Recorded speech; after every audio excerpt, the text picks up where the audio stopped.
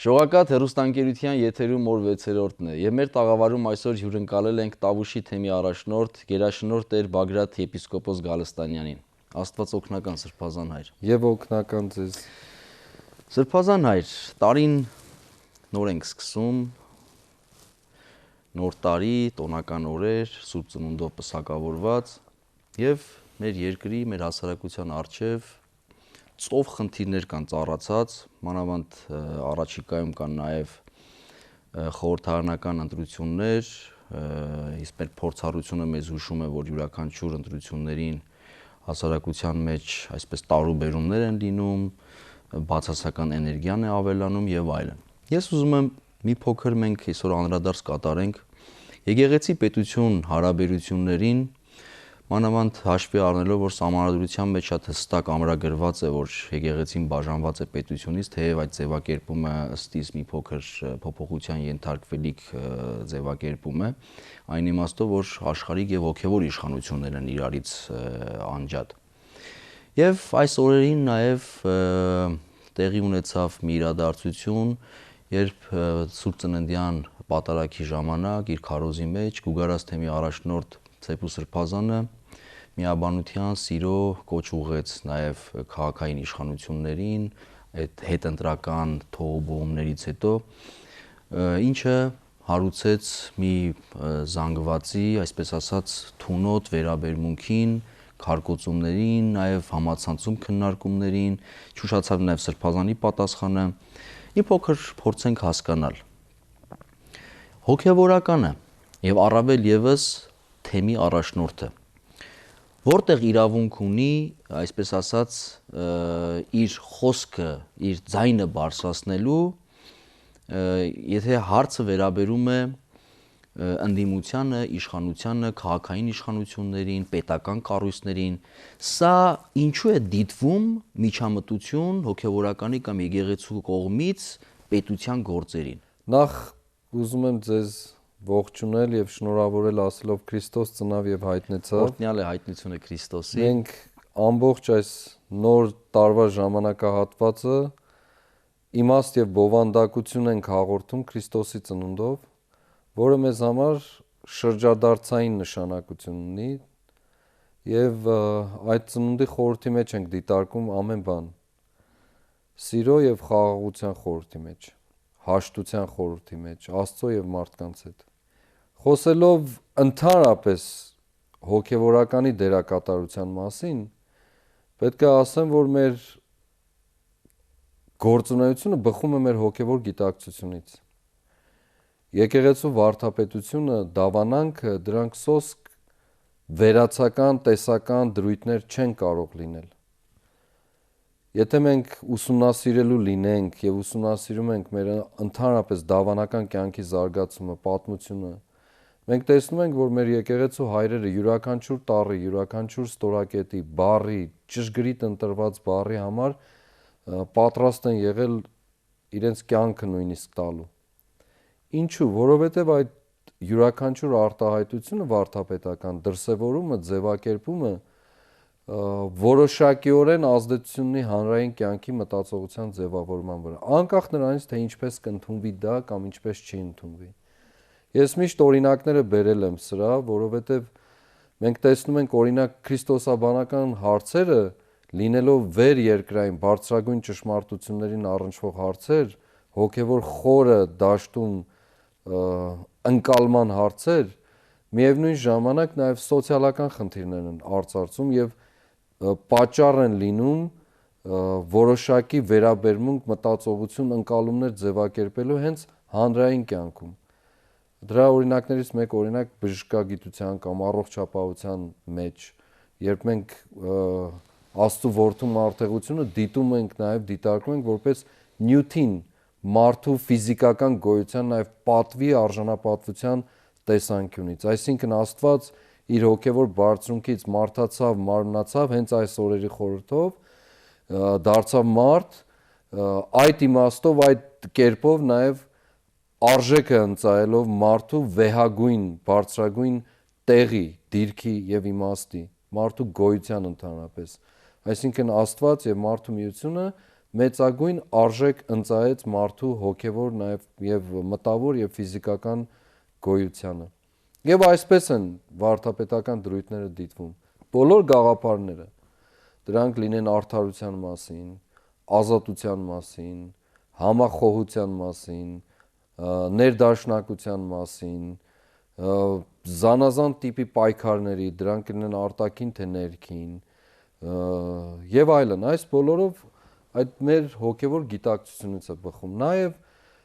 մարդկանց կյանքի սոցիալական, տնտեսական խնդիրները չեն կարող բացասվել եւ բացառվել հոգևորականի կյանքից, որովհետեւ առաջին հերթին մենք տեսնում ենք մեր մեծագույն օրինակը առաջնորդողը Հիսուս, թե ինչպես էր վերաբերվում մարդկանց։ Հիսուս միայն հոգևոր եթերային կերպով չէր ապրում եւ չէր գործում եւ չէր վերաբերվում մարդկանց, այլ նաեւ ֆիզիկական, տնտեսական, սոցիալական լուրջ կերպով պատգամներ էր տալիս եւ պատգամներից դուրս նաեւ գործում էր այդպես։ Ուրեմն այս իմաստով բաժանելը եկեղեցի պետություն կամ աշխարհիկ իշխանություն, հոգևոր իշխանություն զուտ փորձել բաժանել մի քիչ հակասության մեջ է գտնվում, այնպես ինչպես փորձենք բաժանել հոգին եւ մարմինը։ Հոգևորականը առաջին հերթին նաեւ քաղաքացի է այս երկրի եւ իրավունք ունի բնականաբար իր անձնական մտահոգությունները այս կամ այն հարցի շուրջ հայտնելու, ինչպես մնացած բոլորը, բայց միևնույն ժամանակ հոգևորականը որպես նաեւ հանրության մեջ իր հոգևոր ընկալումներով որպես հանրային դերակատարություն ունեցող անձնավորություն, երբ հայտնում է իր կարծիքը, նաեւ այդ կարծիքը պետք է ունենա իր սուրբ գրային եւ դավանական համոզմունքը, սկզբունքը։ Եվ գալով մասնավոր այս խնդրին գուգարած թեմի մեր սիրելի առաջնորդ Սեփու Սրբազանի հետ կատարված, պետք է նախ ասեմ, որ ցավում եմ, որ մարդիկ այս օրերին հատկապես մեկնաբանություններ են կատարում առանց երկար բարակ վերլուծելու։ Եվ դա միայն այս պարագային չէ, ընդհանրապես շտապողականությունը կամ ինքնադրսևորվելու այս կամ այն ձևով, նրանք ովքեր ճանաչում են կամ չեն ճանաչում, առնչվել են կամ չեն առնչվել, ինքնադրսևորումը այս պարագային կամ սրանից դուրս ընդհանրացնելով կարծես դարձել է մեր հանրության կամ անհատական արտահայտության այսպես շտապողականության սկզբունքը։ Եվ մարդիկ փորձում են նաև այս կամ այն ձևով այդ ճանապարհով կայանալ, դժբախտաբար փորձում են այդ ձևով արտահայտվել։ Մենք ցավում ենք նորից, ես ցավում եմ, որ այդպիսի դեպք արձանագրվի, որովհետև իմ մեկնաբանությամբ անձնական Սրբազանի կոչ ուղղված էր բոլորին։ Եվ նա իրավունք ունի որպես թեմի առաջնորդ, որպես տարիների վաստակ ունեցող, ներդրած հարուստին ու աղքատին, իշխանավորին, ոչ իշխանավորին, բոլորի հետ լինելու այս մոտ 20 տարվա առաքելության միջից կարծում եմ, որ իրավունք ունի որևէ ձևով հորդորելու, բոլորին հորդորելու, որ համայնքային կյանքում այս կամ այն ձևով համախոհություն ունենան իրենց տարբերություններով հանդերձ։ Սրբազան այր, լավ ծանոթ եք ձեր թեմի խնդիրներին։ Կարծում եմ բոլոր բնակավայրերում այս քանի տարիների ընթացքում արդեն ձեր ներկայությունը ունեցել եք, խոսել եք եւ նաեւ ինչ որ իմաստով ծանոթ եք ընդհանրապես մեր հասարակության խնդիրներին, ինչպես նաեւ Սփյուռքի հայության ակնկալիքներին եւ որքան հնարավոր է, հաշվի առնելով, որ Կանադայում թեմի առաջնորդ եք եղել հայոց թեմի այնտեղ հայության կյանքում։ Ինչ է ուզում մեր ժողովուրդը եկեղեցուց։ Այստեղ իհարկե մի փոքր կարող ենք մենք սահմանազատել այն իմաստով, որ ժողովուրդը մեծ հասկացություն է, այնտեղ տարբեր շերտեր գոյություն ունեն, հավատացյալներն ինչ են ուզում, պարզապես մոմ վառողները ինչ են ուզում կամ իրենց այսպես ասած քրիստոնյա համարող եւ առաքելական եկեղեցու հետևորդ համարողներն ինչ են ուզում եւ անտարբեր կամ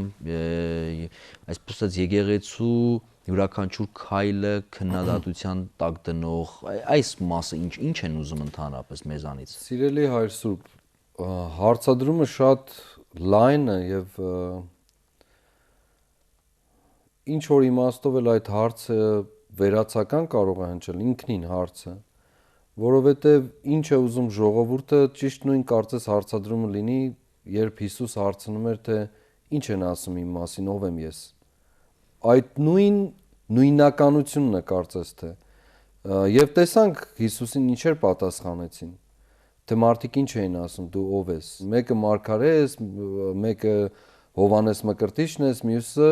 հռչակելով Աստծո որդին ես եւ փրկիչն ես։ Հիմա այս նույն հարցումը եկեղեցուն է, ինչ է ուզում ժողովուրդ կամ ինչպես է ճանաչում իր եկեղեցին ժողովուրդը։ Ես կարծում եմ, որ մենք հասել ենք այս նախ ասեմ 25 տարվա անկախությունը, երբ մենք անցյալ տարի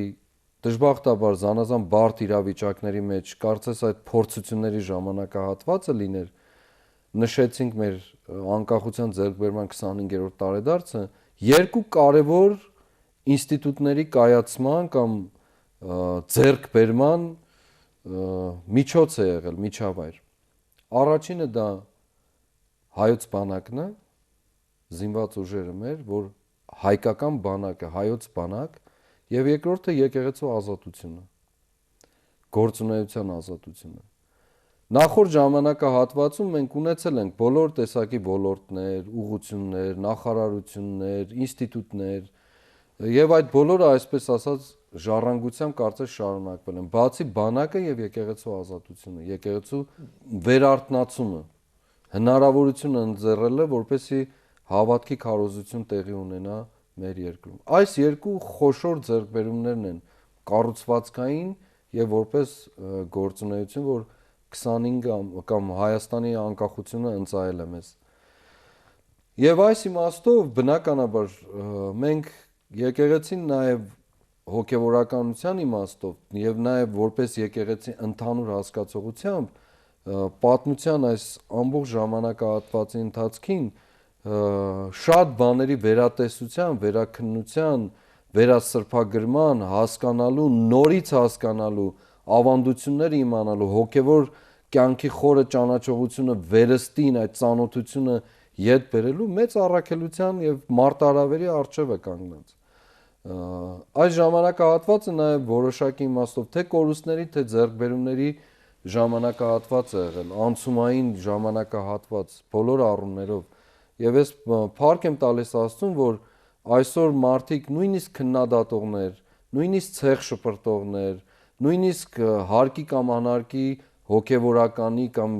եկեղեցու կառույցին, կառուցվածքին մասին խոսողներ, ոչ անպայման դրական եւ բացասականի նկատի ունեմ։ Ես փառք եմ տալի Աստծուն, որ այդ բոլորը կա, նշանակում է եկեղեցին գործում է եւ համայնքային կյանքի կենտրոնում է գտնվում։ Իր բոլոր թերություններով հանդերձ, բոլոր տեսակի, շատ կան։ Մենք դեռ ուսումնասիրության, վերակազմավորման, վերափնտրտուքի, վերահաստատման ճանապարհի մեջ ենք եւ դեռ կշարունակվի այդ ճանապարհը։ Եվ դեռ երկար կշարունակվի այդ ճանապարհը։ Երբեք էլ կատարելության հասած լինելու հավակնությունը որևէ հոգևորական չունի։ Հետևաբար ինչ է ուզում ժողովուրդը, ես նույն ձևով առաքյալների խոսքերով կարող եմ պատասխանել, թե ինչպես է ինքը մեկնաբանում իր ցանկությունները, ինչպես է ինքը տեսնում իր ցանկությունը։ Բնականաբար եկեղեցին նաև չի կարող ամեն ցանկության եւ ուզածի եւ պատկերացրածի հասկացածի թելադրանքի տակ կամ մեջ մնալ։ Եկեղեցին ունի, ինչպես քիչ առաջ ներկայացնում եմ, իր սկզբունքները գործելու, իր դավանական առաքելությունը, իր դավանական սկզբունքները, սուրբգրային սկզբունքները, կառուցվածքային գործունեության կերպերը եւ բնականաբար այդ ճանապարհով պիտի շարժվի։ Ինչպես որ Հիսուսի ժամանակ ասում են, ոմանք դև էին համարում, ոմանք փրկիչ էին համարում։ Սրբազան այր։ Ակնկալիքները կարող են նաև ճիշտ չլինել այն իմաստով, որ եկեղեցուց ակնկալեն կամ հոգևորականից ակնկալեն մի բան, որը իր գործառույթների կամ առաքելության դաշտում չէ, դա հասկանալի է։ Բայց չեք կարծում, որ մեր հանրային կյանքում տեղի ունենում իրադարձություններ, զորօրինակ հենց ընտրությունները, որոնք ունեն նաև հոգևոր շերտ։ Օրինակ արդարության խնդիրը ամբողջությամբ տեղավորվում է հոգևոր դաշտի մեջ։ Մարդկանց կաշառքի միջոցով ձայն գնելու այս երևույթը շատ տհաճ, զազրելի ես կասեի, տեղավորվում է հոգևոր դաշտի մեջ։ Ի վերջո դա միտված է ապագային նաև եւ մեր ամբողջ պատմությունն է փաստում, որ ամենազգայունը հենց եկեղեցին ինքն է եղել միտումների նկատմամբ, թե երկիրը ուր է գնում, հասարակությունը ուր է գնում։ Եթե ավելի ետ գնանք, ամենազգայունը մարգարեներն էին, որոնք տեսնում էին, թե երկրի ճանապարհը որտեղ է գնում եւ զգուշացնում էին։ Եվ զգուշացումը թիրախներից մեկը հասարակությունն էր, իր բարոյականությամբ ինչ որ տեղեր ունենում։ Մյուսը պետական կառույցներն էին, որ սխալ քաղաքականություն է տարվում։ Չեք կարծում, որ ժողովրդի ակնկալիքը նաև այս իմաստով չի բավարարվում, որ այս իմաստով գոնե իրավացի են, որ եկեղեցուց ինչ-որ ձայն են ուզում լսել, խոսք են ուզում լսել, մանավանդ այն դեպքերում, երբ որ այլևս ուրիշ տեղ չունեն գնալու կամ ուրիշ դուր չունեն թակելու։ Բնականաբար եկեղեցին հանրության խիղճը է եւ պետք է լինի։ Այս մեր օրերը, երբ ես փորձում եմ հասկանալ ու վերլուծել մեր ապրած ժամանակը, եւ դարձյալ եմ ասում մեր վերջին 25 տարվա մեր երկրի անկախության պատմությունը, որի ըստ էության կրողները պատասխանատվության, կերտողները եւ միևնույն ժամանակ այդ իրականության մեջ ապրողները իր բոլոր մանրամասնություններով մենք ենք։ Մեզանից դուրս ուրիշ ոչ ոք չկա այս պահին։ Ես ուզում եմ ընդհանրապես դիտարկում եմ եւ դիտում եմ դա անապատից դուրս եկող սերունդի Սուրբ գրային այդ խոշորագույն պատմության լույսի ներքո։ Մենք տեսնում ենք մի սերունդ, մի ժողովուրդ, որ անցնում էր անապատով ազատության մեծագույն այդ ճանապարհով եւ ամբողջությամբ ուրեմն այդ սերունդը նաեւ իրեն ընծայված բոլոր հնարավորությունների ժամանակ խոսում էր ոսկե հորթի պաշտամունքի լեզվով, խոսում էր իր գերության ժամանակվա կարոտի լեզվով եւ այլն։ Եվ այդ պատճառով էր, որ այդ սերունդը ավետյաց երկիրը կոչված չէր տեսնելու։ Կոչված էին նրանք տեսնելու, ովքեր ապրում էին, ովքեր ծնվեցին այդ ազատության մեջ, ովքեր ազատության ճաշակն ունեին, ովքեր գերության դրոշմ չէին ունեցել իրենց ճակատներին եւ բնականաբար կարող էին լիուլի այդ ազատության, արդարության սկզբունքները կիրառելի դարձնել, որովհետեւ իրենք ճանաչողներն էին ազատության։ Մենք այդ անապատի իրականության մեջ ենք այսօր ապրում։ Ես չեմ կարող Սուրբ գրքից դուրս ավելի ուրիշ պատմություն տեսնել եւ չեմ էլ ուզում դրանով դարմանել մեր ցավերը։ Այլ, այսինքն ծածկել մեր ցավերը, ոչ թե դարմանել, այլ ուզում եմ տեսնել թե դարմանը ինչպես է։ Դժբախտաբար մենք այսօր այն երկիրը, որ ավետյաց երկիրն է մեզ համար, այն հրաշքը, որ մենք ուզում ենք տեսնել յուրաքանչյուրս, չենք կարող տեսնել առանց ապաշխարության, առանց զղջումի, առանց այդ գերության լեզուն մոռանալու, առանց մեր ճակատին այդ դրոշմը սրբելու ցանկության։ Այն սերունդը, որ նախանկախության սերունդն է, ապաշխարության կարիք ունի։ Ապաշխարության եւ զղջման։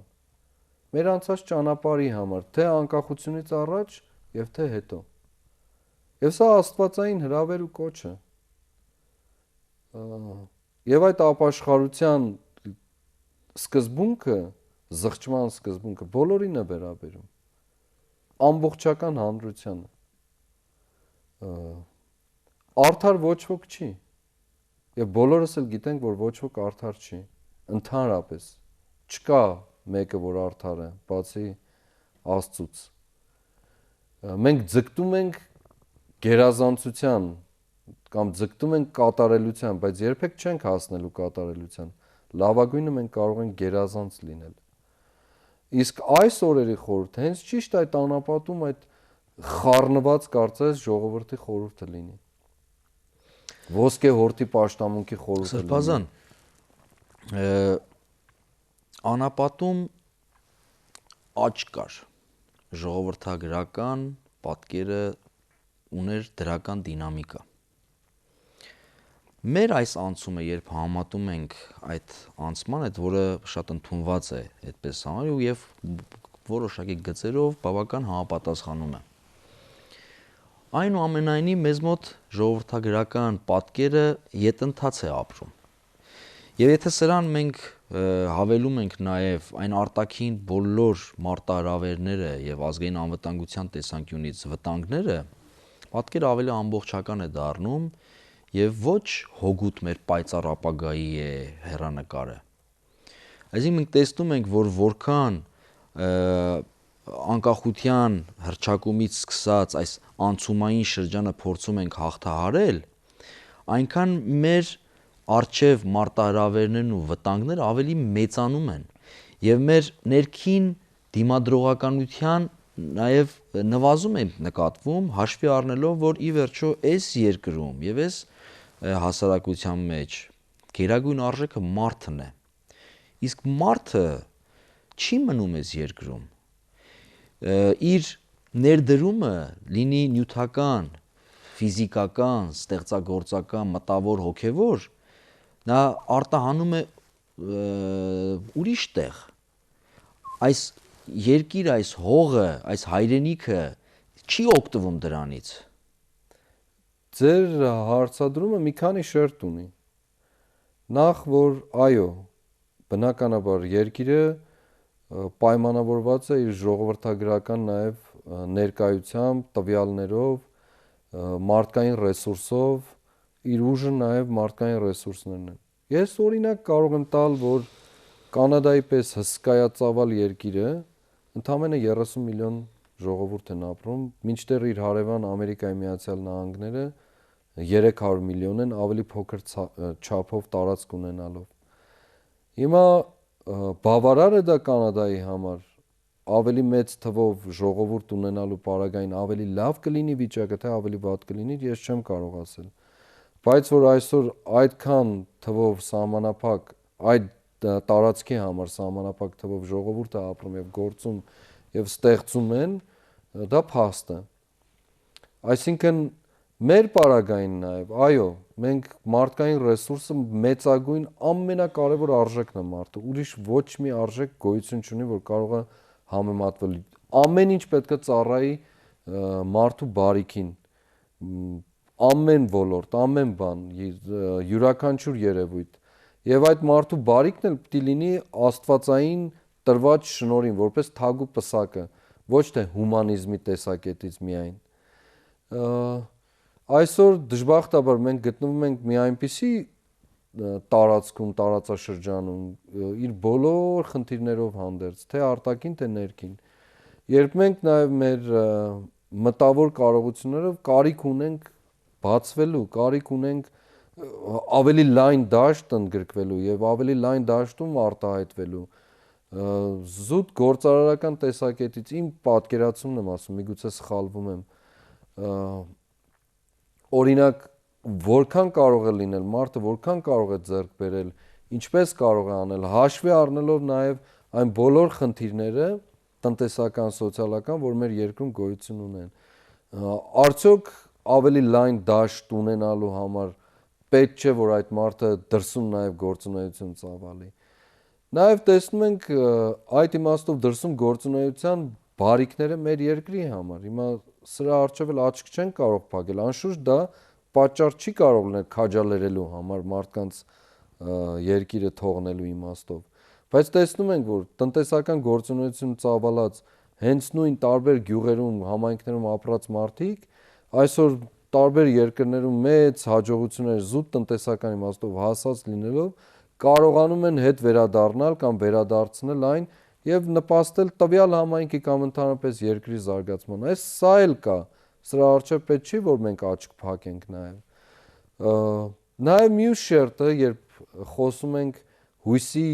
բացակայության կամ հույսի պակասության մասին, որի մասին ես անընդհատ ասում եմ։ Մենք խնդիր ունենք հույսի դեֆիցիտ ունենք մենք եւ մի տեսակ անընդհատ մարդիկ ուզում են խոսել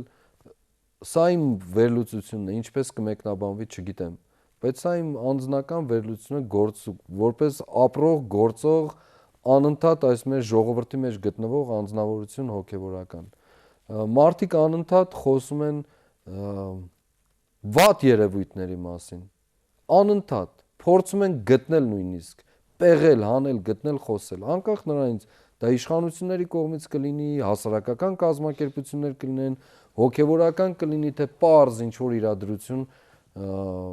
զուտ մեր համայնքային կյանքերում կամ մեր ընտանիքներում։ Անընդհատ ուզում են խոսել դրա մասին մարդիկ։ Լավ, իսկ դրականի լավի մասին ով պիտի խոսի։ Որտեղից։ Մարդկանց մենք անընդհատ սնում ենք չարիքով։ Անընդհատ սնում ենք չարիքով։ Արդյունքում ինչ ենք ստանալու։ Ստանալու ենք չարիք։ Սրա հավասարակշռությունը որտեղ պիտի լինի։ Ով պիտի կարողանա դա անել։ Ինչպես մենք կարծում եմ ընդհանրապես, ինչպես ասացի, վերափոխման խնդիր ունենք, մեր մտածողության խնդիր։ Մենք ազդեցությունների տակ ենք նաև գործում։ Սոցիալական ցանցերը որքան օգնում են, այնքան էլ վնասում են։ Թե մարդու մեկուսացնելու իմաստով, իրական շփում ունենալու իմաստով, թե այսօր ամեն ծակից ու ճյուղից, անկախ նրանից այդ մարդը գտնվում է դեպքերի կիզակետում, միջավայրում, թե ոչ, թե գտնվում է, չգիտեմ, աշխարհի որ անկյունում, ինքն իրեն իրավունք վերապահելու, ինչ որ բան ասելու, հետո շարունակելու իր կյանքը, առանց մտածելու, թե ինչ տեղի ունեցավ։ Խոսքը մեծ ուժ ունի։ Հասանելի է խոսքը, չէ՞, մարդկանց սրտերին, մտքերին, կյանքի փոփոխության։ Եվ ես չեմ փորձում ծածկել ոչ մի բան։ Ամեն ինչը մեր աչքի առջևն է, եւ լավը եւ վատը, ամեն ինչը։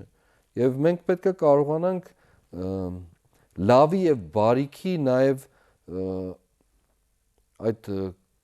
ստեղծագործությունը արարումը անել եւ փորձել հավասարակշռել գոնե ինչ որ ձևով։ Մարդկանց նաև այդ հույսի զգացումը փոխանցել, տալ եւ մեր գործերի միջոցով փոխանցել։ Դրանք կլինեն պետական մարմիններ, իշխանական մարմիններ, կլինեն հասարակական կազմակերպություններ, ամենապարզ շերտը կլինի, թե հոգևորականություն տարբերություն չկա։ Մեր եկեղեցու տոները լավագույն առիթներն են, որպեսզի հասարակության մեջ եւ հույսի եւ հավատի եւ լավատեսության եւ սիրո, խաղաղության այդ չափաբաժինը բարձրացնելու համար եւ նույնիսկ մեկ անգամ մտքովս անցավ, եթե 1 տարի մենք տոն չտոնենք, սկսած սուրբ ծնունդից մինչեւ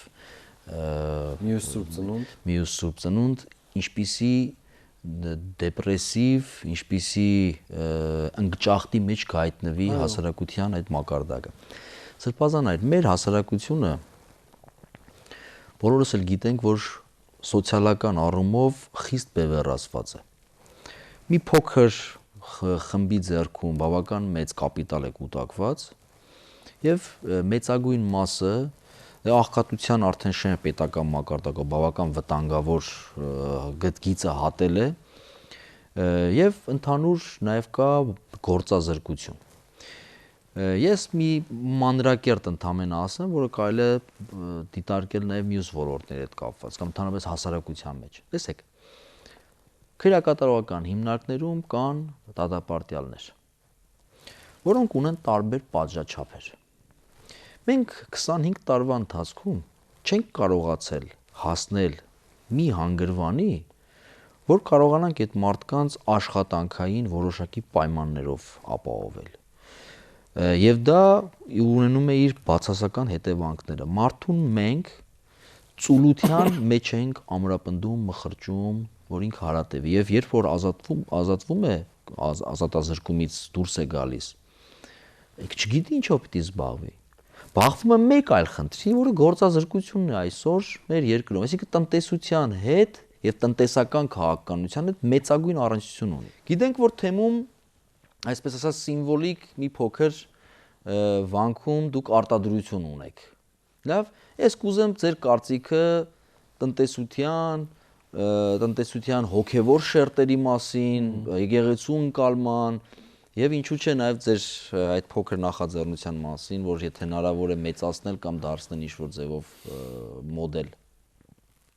Նախ որ մեր երկրում օրենքի գերակայությունը եւ նաեւ օրենքի հետ ծանոթությունը պետք է բոլորին հասանելի եւ մատչելի լինել եւ բոլորի համար պետք է լինել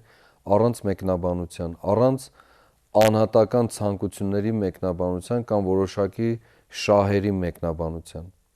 Անշուշտ օրենքը միշտ մեկնաբանելի է։ Դուռը բացում, անընդհատ դուռը բացում մեկնաբանություններում։ Այդ պատճառով էլ գոյություն ունեն իրավաբաններն ու փաստաբանները։ Եվ երբ մենք խոսում ենք երկրում որոշակի խնդիրների մասին, դրանք գալիս են հենց այդ խնդիրները ծնվում են, դրանք տնտեսական, սոցիալական եւ այլն ծնվում են հենց այդ օրենքի մեկնաբանությունից։ Օրենքը ծառայեցնում է, թե մենք ենք ծառայում օրենքին։ Մենք գիտենք, որ մեր Տերն ասում է մարդը չէ օրենքի համար, այլ օրենքն է մարդու համար, բայց օրենքը մարդու համար լինելով, այսինքն օրենքը պետք է ծառայի մարդուն, ոչ թե մարդը ծառայի օրենքին։ Գալով ձեր բարձրացրած հարցին ծուլության մասին։ Երկրաշարժից հետո 1988 թվականից հետո դա կարծես այսպես ներխուժեց մեր կյանք, մտավ մեր կյանք, դարձավ մեր կյանքին ոչ օտար երևույթ, նույնիսկ շատ հաճախ հաճելի երևույթ, ընդունելու դա եւ որոշելու, որ այս ճանապարհով կկարողանամ ես իմ կյանքը այսքան սահմանափակ վիճակով ապրել, ժողովրդական լեզվով ասած գլուխս պահել, մի փոքրիկ այդ ճամփով հացս վաստակել եւ շարունակել իմ կյանքը։ Եվ այդ ծուլությունը այո ներթափանցեց մեր կյանք։ Ուղղակիորեն սկսեց առնչվել բոլոր շերտերի ու ոլորտների հետ։ Ես ինքս մի խնդրի մասին հարց եմ բարձրացրել եւ առնչվելով մեր տարածաշրջանում հատկապես եւ բնականաբար դա ընդհանուր քաղաքականություն է, վերաբերում է բոլորին։ Ինձ համար զարմանալի է օրինակ, որ սոցիալական ապահովության նախարարության կողմից նպաստներ են տրվում մարդկանց սեփականություն չունենալու դեպքում։ Այսինքն անուղղակի կերպով քաջալերվում է մարդը չունենալու այդ սեփականությունը, չունենալու այդ բոլոր միջոցները հնարավոր ստեղծելու եւ մարդն էլ այդ հարմարավետությունը գտել այդ չափաբաժնի մեջ եւ փորձում է ապրել։ Օրինակ ավելի կոնկրետացնեմ, եթե ասենք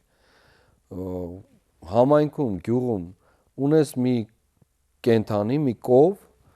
ուրեմն այդ նպաստը չես ստանալու։ Ինչ են անում համայնքում կամ գյուղում գյուղացիները, որ շատ հաճախ իրենց տարբեր կազմակերպությունների կողմից կենդաններ են տրվում, գառնուկ լինի, կով լինի, զանազան այլ կենդաններ լինեն, ընտանի։ Ուրեմն իրենք որոշում են այդ կովը պահելը, մեծացնելը, արդյունքից օգտվելը զուտ վերարտադրողական իմաստով, կաթի տեսքով, հորթ ունենալու տեսքով շատ ավելի ծախսալից է իրեն գալիս, քան թե որ ինքը այդ կովը ստացած վարքյանից ինչ որ ժամանակ հետո մորթի եւ միսը վաճառի եւ ստանա արդյունք եւ միևնույն ժամանակ չունենա սեփականություն եւ նպաստ ստանա սոցիալ նախարարությունից։ Փոխարենը քաջալերելու, որ ահավասիկ քեզ նպաստ երկրորդը, երրորդը ունենալու, մեծացնելու այդ տնտեսությունը, աշխատանքի մեջ լինելու, մենք ըստ էության ստացվում է այնպես, որ քաջալերում ենք չունենալը։ Ես կարծում եմ, որ քաջալերանքի քաղաքականություն պետք է մշակվի, աջակցության քաղաքականություն, մարդկանց կյանքին մասնակցության քաղաքականություն, որով մարդիկ կկարողանան ինքնուրույն կերպով ստանալով այդ աջակցությունը, համագործակցության մեջ գտնվելով համապատասխան մարմինների հետ, իրենց կյանքի բարելավում անել, որը ընդհանուր առմամբ կնպաստի նաև երկրի զարգացմանը։ Սա մի փոքրիկ օրինակ էր, որ ես տալիս եմ։ Գալով մեր փոքրիկ ձեռնարկությանը, մենք սոցիալական ձեռնարկատիրության սկզբունքներով ենք գործել։ Փառք Աստծո, որ հայաստանյան կլոր սեղան, եկեղեցիների համաշխարհային խորհրդի հայաստանյան կլոր սեղան հիմնադրամը, Հայ օգնության ֆոնդը Ամերիկայից կան ներդրումներ կատարեցին շատ փոքր ծավալով, որպեսզի մենք կարողանանք այդ նաև մարդկանց կյանքում տնտեսական օգտակարություն ունենալ մեր հնարավորության շրջագծից ներս։ Սա շատ սուրբգրային տերունական պատգամ է եւ նաեւ հիմնադրություն ունի։ Հիսուս երբեք տնտեսությունը չանտեսեց, չարամարեց, մեկ կողմ չթողեց։ Եվ Սուրբ Գիրքը նաեւ քաջալերում է այդ տնտեսության բարելավումը, առողջացումը, զարգացումը։ Եվ մենք տեսնում ենք, որ Աստված ինքնին արդեն նորից գամ այդ վարդապետական կամ դավանական դրույթին, Աստված թողնելով իր գոյաբանական կյանքը մտավ իր տնտեսության էկոնոմիայի մեջ, իր տնտեսական գործունեություն ծավալեց մի տեսակ, տնտեսության մեջ սկսեց գործել մարդկանց հետ եւ այդ հոգեվոր իր բովանդակությունը երբեք չկորցրեց, այլ իր տնտեսության մեջ սկսեց աշխատել, գործել մարդկանց բարիքի համար, սիրո, խաղաղության, արժանապատվության, արդարության սկզբունքների համար։ Եվ 5 տակարանը եւս խոսում է այն մասին, որ եթե երկրի մանավանդ մարգարեական գրականության մեջ, եթե երկրի տնտեսական առողջությունը ի վերջո բարվոք վիճակում չէ, շատ հնարավոր է, որ այդ երկիրը, այդ համայնքը կանգնած լինի փլուզվելու կամ կործանման վտանգի առջև։ Եվ կարծում եմ, որ այս իմաստով կարևորագույն դերակատարությունն է տնտեսությունը, ոչ թե զուտ նյութը հարստանալու այդ մոլուցքը եւ այլն, ոչ, այլ առողջությունը տնտեսական։ Եվ այս իմաստով, երբ մենք այդ գործունեությունը ծավալել ենք շատ փոքր ծավալի, մենք մեր մտածումը եղել է նախ դարձել եմ ասում, մարդկանց պատիվը, մարդու պատիվը, արժանապատվությունը հնարավորություն ստեղծել, որպեսզի մարդը մեր սահմաններում կարողանա արժանապատիվ կերպով աշխատել եւ իր աշխատանքի դիմաց նաեւ իր արդար վաստակը ստանալ եւ կոչել ենք Տավուշի վանքի անուշ կամ Տավուշ անուշ եւ մոտավորապես բավականին մեծ թվով մարդիկ, մոտ 30 հոգիներ տարբեր համայնքներից իրենք կարողանում են առանց նյութական ներդրումներ անելու աշխատանքով կարողանալ այդ այսպես ասած իրենց ընտանիքները պահել մեր միջոցով եւ նաեւ ունենք կոնկրետ տեղում աշխատողներ, որոնք մոտ 6-7 հոգիներ, որոնք այդ պատրաստման աշխատանքներն են կատարում, ինչպես նաեւ կամավորներ են ներգրաված այդ բոլոր աշխատանքի մեջ, որովհետեւ աշխատանքային բնույթը տարբեր է։ Եվ սա սոցիալական ձեռնարկատիրության փոքրիկ մի մոդել է, որ մենք փորձում ենք իրականացնել։ Եվ ամբողջ ինչ որ ձեռքբերում ունենում ենք եկամուտի տեսքով, ուղղված են ընդհանրապես մեր թեմի տարածքում սոցիալական բարեգործական ծրագրերին, որով մենք կարողանում ենք հասանելի լինել, հասնել բոլոր նրանց, ովքեր այսօր այս կամ այն պատճառով գտնվում են կարիքի մեջ։ Եվ կարծում եմ, որ այսօրվա մանավանդ իրականության մեջ այդ սոցիալական ձեռնարկատիրության գաղափարը շատ է քաջալերվում եւ քարոզվում մեր իրականության եւ նաեւ տարբեր ներքին եւ արտաքին կառույցներ նաեւ փորձում են քաջալերել եւ զարգացնել այդ տիրույթը մենք էլ փորձում ենք այդ տրամաբանությանը համահունչ գտնվել եւ մեր կյանքը նաեւ բարելավել, մեր ժողովրդի կյանքը բարելավել այդ ճանապարհով դարձել եմ ասում, որքան մեր կարողությունն է։ Շնորհակալություն Սրբազան այր մեր հրավերն ընդունելու